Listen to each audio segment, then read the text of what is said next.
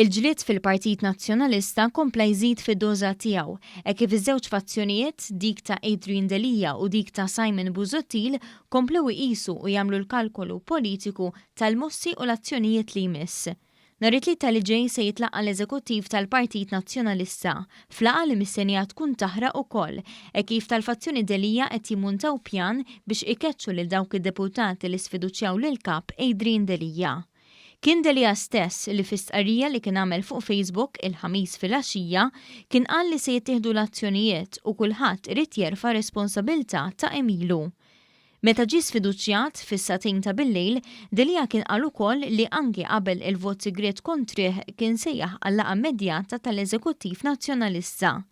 Fl-eżekuttiv, wara li 19 il-deputat sfiduċjaw lil Delia, se tiġi diskussa wkoll il-ħatra ta' Kummissjoni għall-Etika u Dixxilpina. It-Times saħansitra rrapportat li teżisti pressjoni biex jitkeċċew dawk li huma kontra Delia. Iżda Chris Said li ressaq il-mozzjoni ta' sfiduċja f'Delia fil-grupp parlamentari ta' Tlieta bil-lejl qal mal-istess gazzetta li l-grupp ta' 19 il-deputat li jurew sfiduċja fil-Kap m'għandhomx intenzjoni li jaqsmu l-partit. Nifmu li tal-fazzjoni ta' Simon Busuttil li sa fl-aħħar ġebu s-saħħa numerika kontra Delia fil-grupp parlamentari ma jridux jitilqu mill-Partit Nazzjonalista u jiffurmaw partit ieħor, iżda jridu jieħdu ridni lura tal-partit tal-maduma. Dan il-ħsieb, skont esperti kostituzzjonali, qed iżommu wkoll milli jsir xi żvilupp dwar il-kap tal-Oppożizzjoni.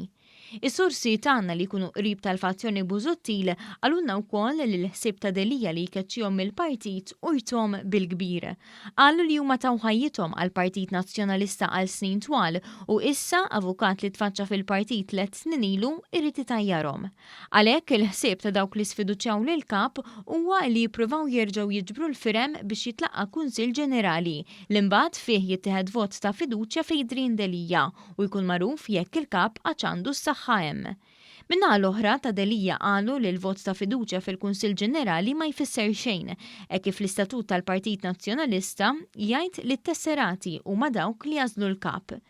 Intant fis-stqarrija li ħarġu l-ħadd kmieni wara nofsinhar, it-19 il-deputat li sfiduċjaw lil Adrian Delia qalu li huma qed jiżguraw li kull deċiżjoni li ħadu u li qatt iridu jieħdu se jpoġġu dejjem l-interessi tat-tesserati nazzjonalisti.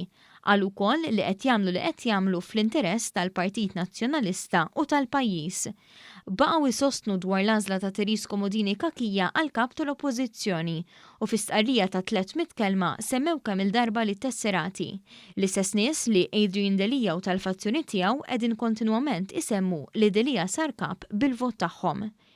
It-19 il-deputat nazzjonalista kontra Adrian Delia qalu li jħossu sens ta' inkwiet li jeżisti fil-Partit tal-Pietà u għaddew sensiela ta' botti lejn il-fazzjoni Delia li sa issa qatt għandha tmexxija tal-Partit Nazzjonalista f'idejha. Qalu li l-pajjiż irid oppożizzjoni mmexxija minn persuna ta' integrità, serja, onesta u kredibbli.